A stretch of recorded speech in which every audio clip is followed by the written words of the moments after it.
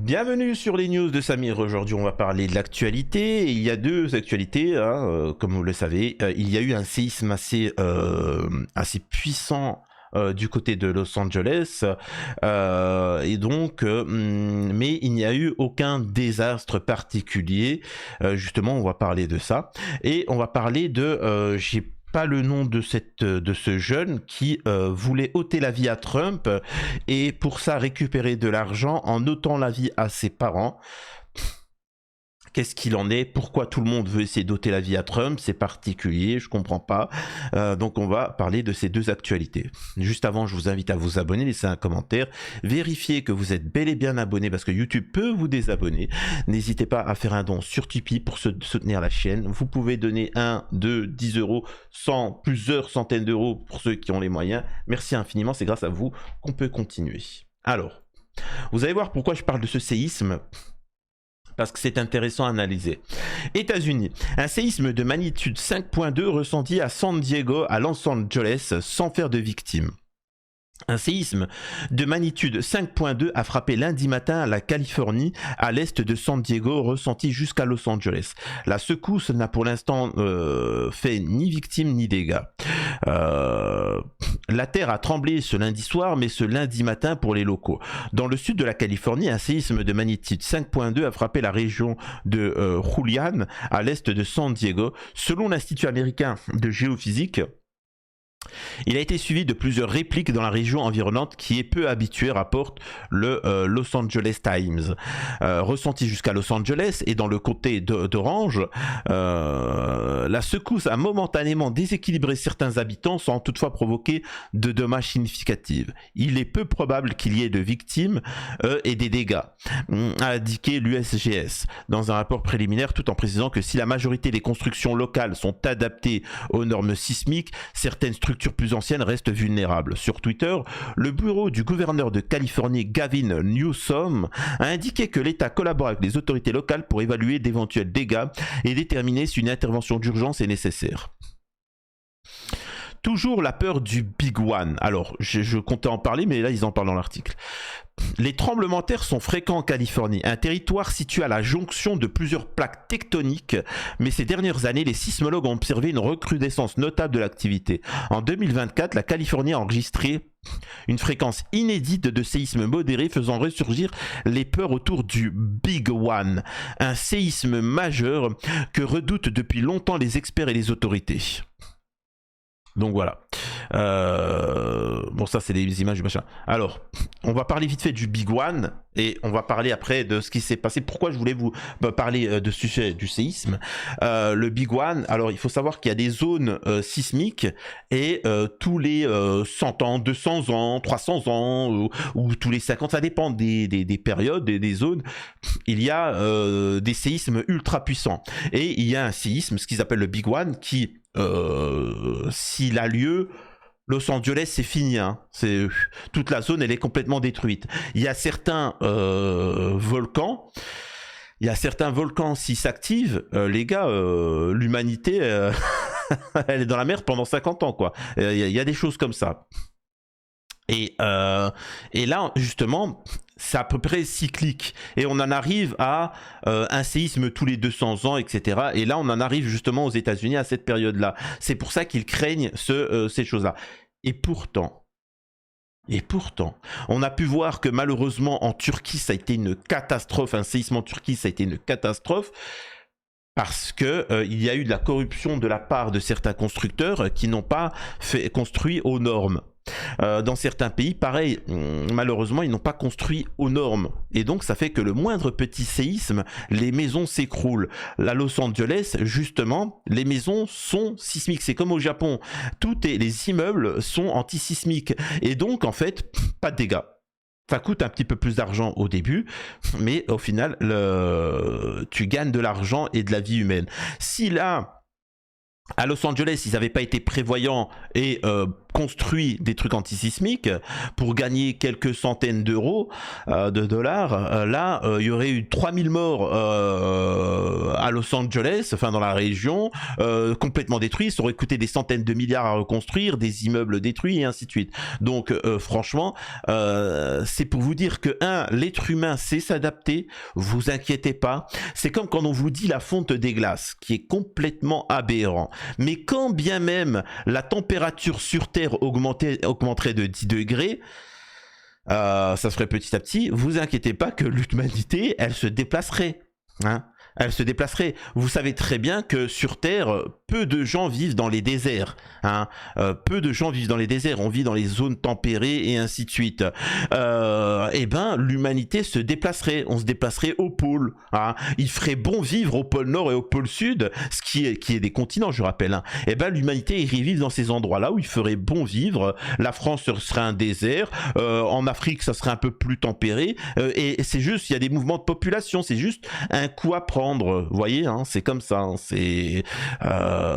donc, il faut pas non plus. Ce que je veux dire là, c'est qu'il faut s'adapter, il faut accepter les choses. Comme dans la vie d'ailleurs, quand il vous arrive des galères, parfois plutôt que de se prendre la tête, il faut accepter et voilà, accepter les choses et y avancer. Hein, pas juste chouiner et ainsi de suite.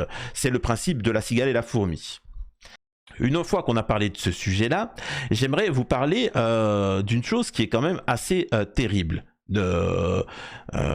C'est ça. Voilà. Il voulait récupérer l'argent de ses parents pour ôter la vie à Trump. Un ado de 17 ans, arrêté après avoir ôté la vie de ses parents. Un adolescent américain de 17 ans a été arrêté, suspecté d'avoir ôté la vie de sa mère et de son beau-père dans le cadre d'un vaste plan complotiste motivé par des idéologies satanistes et néo-nazes. Décidément, comme quoi, hein, les nazis ils aiment pas Trump et les sataniques n'aiment pas Trump. Hein. Ça c'est le cas de le dire. Bizarrement, tout le monde essaie de lui ôter la vie. C'est bref. Un parricide qui devait être suivi d'un assassinat présidentiel. Nikita Kassap, un adolescent de 17 ans du Wisconsin, est accusé d'avoir ôté la vie de sa mère et de son beau-père dans le cadre d'un complot visant à ôter la vie du président américain Donald J. Trump, révèle CNN ce dimanche 13 avril sur la base de documents des autorités fédérales auxquels la chaîne a eu accès. Moi je pose une question, pourquoi on n'en parle pas dans les médias? Pourquoi ça fait pas la une? C'est-à-dire que Donald Trump, ce qui est assez étonnant, c'est que tout le monde en a rien à battre. C'est quand même phénoménal. Enfin, excusez-moi de vous dire ça, pour un pet de travers, pour un faux tag anti-Cébip, ça fait la une pendant 6 mois en France. Enfin, vous imaginez, le mec, quand même, on lui a tiré dessus, il a évité les balles, ensuite l'autre il a mis des explosifs, l'autre... Enfin, particulier quand même cette histoire. Selon un rapport du FBI, les corps de Tatiana Kassap et son mari Donald Meyer ont été retrouvés sans vie à leur domicile de Waukesha le 28 février, après que la police a été contactée par la mère de Donald Meyer, inquiète de ne pas avoir de nouvelles de son fils depuis 2 semaines. Nikita Kassap a été arrêté dans la foulée quelques heures plus tard, mais pas pour le vilipendage de ses parents. À l'origine, la police l'a interpellé pour le vol du véhicule de son beau-père et possession illicite d'armes à feu. Revolver qu'il avait également subtilisé à son domicile. Des documents en lien avec une organisation satanique et néo-naze. En fouillant dans le téléphone de l'adolescent, les enquêteurs de la police locale ont découvert des éléments bien plus inquiétants, les enfants, en lien avec l'ordre des 9 angles, organisation satanique à l'idéologie néo-naze. Ils ont également trouvé des photos et des échanges faisant référence à un manifeste autoproclamé concernant l'assassinat du président Trump, la fabrication de bombes et d'attaques terreaux, ce qui a causé la saisine du FBI. Un document de 3 pages trouvé par les agents fédéraux appelait à l'assassinat de Trump pour créer une révolution politique aux États-Unis et sauver la race blanche. Dans un extrait du texte, on peut lire, quant à savoir Pourquoi en particulier pour Trump? Je pense que c'est assez évident. En se débarrassant du président et peut-être du vice-président, on est sûr de provoquer le chaos. Dans ce manifeste, les autorités ont également retrouvé des images d'Adolphe accompagnées du message « Heil, bip, Heil la race blanche, Heil la victoire ». Donc, on apprend que cet individu, avec certaines organisations financées par l'étranger, je vous laisse deviner par qui, souhaite ôter la vie à Trump.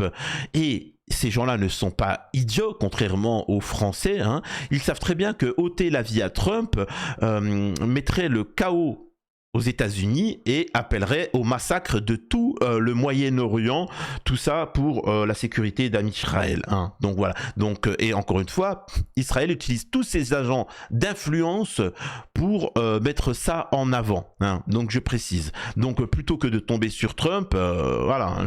Bref. Un contact en Russie pour l'aider selon un témoin. Hein. Selon Bibi, un certain témoin. Alors, donc on va écouter ce témoin hein, ensemble. Bijou sur la tête de ma mère. Moi j'aimerais juste dire un truc. Vous êtes tous anti-israélites. Oui, c'est moi. Je m'appelle Meilleur Habib. Je m'appelle Karim Abdel Algérie. Je suis originaire de l'Algérie, de la Syrie et d'Iran sur la tête de ma mère.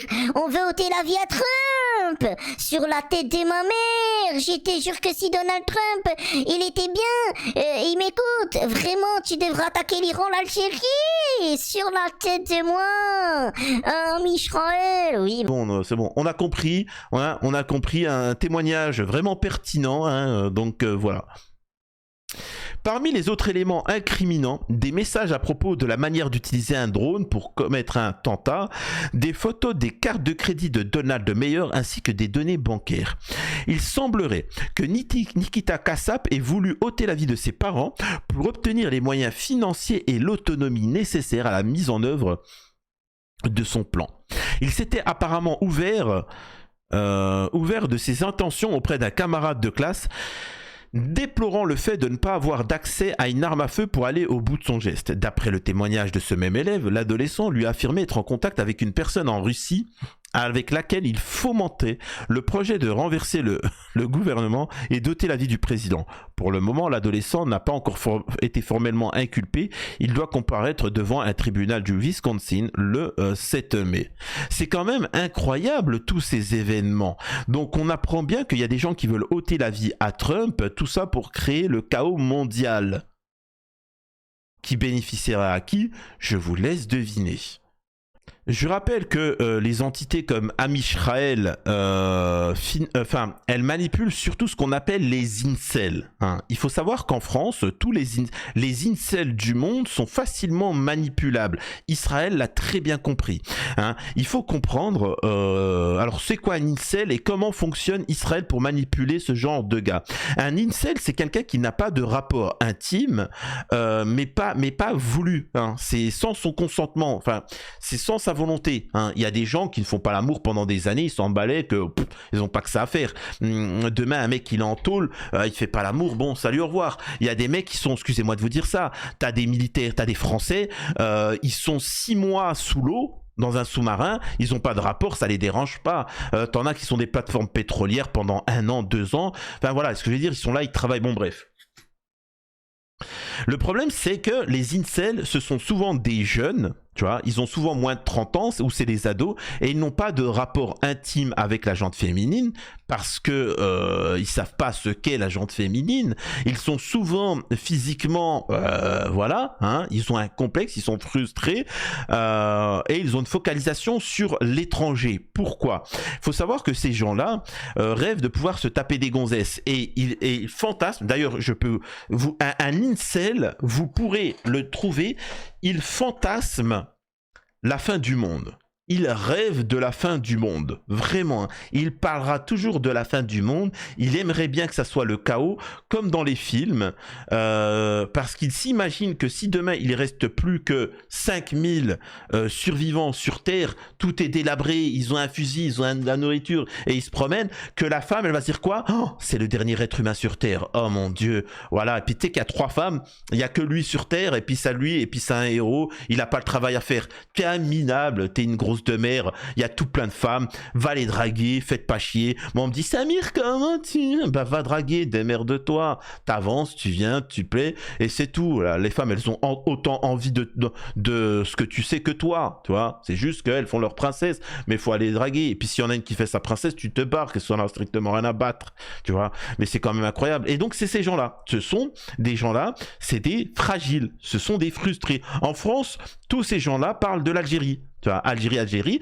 tout ça parce qu'encore une fois, je l'explique, tout est lié au cul des Maghrébines. Je suis désolé de vous dire ça, c'est factuel, hein. C'est une analyse politique concrète, hein. Je me suis jamais trompé. Le boule des Maghrébines, vraiment, est au centre de toute la politique française. Hein. Il faut savoir que les mecs d'extrême droite, comme ils n'arrivent pas à se taper de boules, ni de françaises, ni de maghrébines, eh ben, ils se disent, il faut dégager les hommes maghrébins, tu vois, mais les boules de maghrébines, elles peuvent rester. Les mecs d'extrême gauche vous parlent Free Palestine, hein, on connaît les manifestations, Free Palestine, et ensuite, le soir, je te le mets dans le boule, tu vois. Donc, c'est comme ça. Hein. Il y en a beaucoup qui l'ont eu dans le boule, les femmes maghrébines, et qui se disent, oh mon Dieu, mais en fait, je suis tombé sur un gros sioniste ou un gros raciste. Oui, parce que c'est comme ça. C'est-à-dire que les gens se disent de gauche, se disent, tu vois, ils vont te dire, one, two, three, vive l'Algérie, vive le Maroc, vive ceci, cela, pour le boule des Maghrébines. C'est que ça. C'est-à-dire que tout est lié à vous, mesdames. Tu vois, hein, c'est ça. Aux États-Unis, c'est la même chose. Lui, il veut le chaos pour les femmes. Hein. C'est juste ça. Tout est lié à ça. Alors, quand tu es dans une société saine comme en Russie ou en Algérie ou en Chine ou tout ce que tu veux, on a des hommes forts à la tête de l'État. Qui mettent les choses, c'est-à-dire qu'il y a une économie, il y a une industrie, ce sont pas des gens frustrés qui font de la politique, hein. Alors qu'en France, si, ça l'est, c'est des gens frustrés et qui ne cherchent pas ils cherchent juste à se taper des gonzesses. C'est quand même incroyable. Et souvent d'ailleurs les révolutions, c'est des agents de l'étranger qui poussent des adolescents, des étudiants à appeler à la ère civile et tout ce que tu veux. Regardez mai 68, regardez en Chine là, Chen Benfu, en Chine là, comment ça s'appelle là? Ah, j'ai oublié le terme là, les étudiants là, les feignasses là. Vous savez ceux qui s'est mis il y avait des chars chinois et puis l'autre il s'est mis devant avec ses, allez, pars-toi. Putain, c'est un truc de ouf là. Bon, alors attendez, je vais essayer de vous trouver ça. Pour ceux qui ne le savent pas, la Chine, c'était un pays qui se développait à l'époque. Les Américains avaient essayé de les détruire et ensuite en faisant ce qu'on appelle une révolution colorée. Hein. Bon, ça marche chez les pays arabes parce qu'ils sont très retardés, mais au niveau de leur économie, de leur industrie, de leur nation, bref, tout ce que tu veux, les Chinois, ils ont réussi à lutter contre ça et après, les Américains, ils ont oublié, tu vois. Et c'est pour ça que la Chine a pu se développer. Nous avons les étudiants, c'est souvent des cas sociaux. Regardez, la Chine qui justement s'est développée économiquement a permis à des étudiants d'avancer, d'avoir une industrie qui mange à leur faim et ainsi de suite, et qu'ils améliorent leur situation. Nous avons des étudiants financés par les États-Unis qui ont essayé de déstabiliser le pays. Regardez ça. Tu vois, et moi je peux vous assurer d'une chose, hein. Je vous assure d'une chose.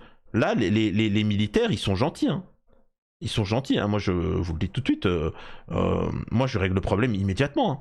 Je règle le problème immédiatement. Hein. Je vous dis direct, hein. Vous allez me dire comment, tu vas faire quoi, tu vas négocier comment? Mieux vaut pas que je sois dans le char, vraiment, je vous le dis tout de suite. Donc voilà, donc souvent c'est comme ça, ce sont des gens fragiles qui essaient de déstabiliser un pays, une nation. Je rappelle que Tiananmen est l'une des premières révolutions colorées dans le monde, hein.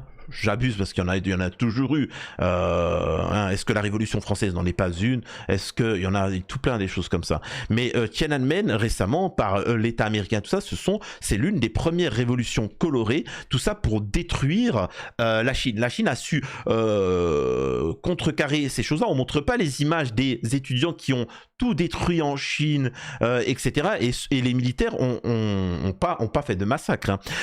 Ça, il faut bien le comprendre. Il faut bien que vous compreniez compreniez que l'Irak était un pays ultra puissant, qui se développait au niveau de son économie, de son industrie. C'est un pays qui était à la base un pays du tiers-monde, et très rapidement, avec Saddam Hussein, on peut l'apprécier ou pas, c'est pas le sujet, il a fait que la nation irakienne était une puissance, malheureusement pas une puissance unie, hein. Ils avaient jamais eu à faire corps, hein. C'est comme l'Algérie, c'est pas pareil que l'Algérie. L'Algérie, c'est un pays qui fait corps, qui s'est lutté contre son indépendance. L'Irak, il n'y avait pas de ça, c'était juste du business. C'est ça qui est malheureux. Ils n'ont pas fait corps.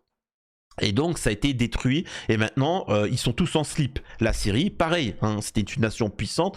Maintenant ils sont en slip. T'as Jolani, le président actuel Jolani, qui d'ailleurs va rencontrer Israël pour essayer de discuter sur le fait que peut-être qu'on peut lui donner le sud du pays et puis tout va bien. Tu vois. Donc voilà ce qu'il en est de ce qu'on appelle les incels. Hein. Donc voilà, c'est ça. Regardez. Fragile, squelettique, 17 ans, pathétique, qui n'a jamais travaillé. Hein. 17 ans, je travaillais. Écoutez-moi, je travaillais. Je passais mon bac. Je voulais me marier. Je voulais faire des gosses. Je voulais partir au truc. Je voulais faire du fric. Je voulais ouvrir des entreprises. Et là, ça ôte la vie de ses parents. Qu'est-ce que c'est pathétique. Tu vois, allez, va foutez-moi ça en tôle, qu'ils aillent bien s'occuper de lui, hein, voilà, et t'inquiète pas, en prison, tu vas perdre ta virginité, et tu vas voir, ça va te faire tout drôle, hein, t'inquiète pas mon petit Eva, hein, incroyable cette histoire. Bref, dites-moi ce que vous en avez pensé de tout ça, dites-moi vos commentaires, et je compte sur vous pour faire un petit don sur Tipeee, et vraiment partager mes vidéos. À la prochaine sur les news de Samir.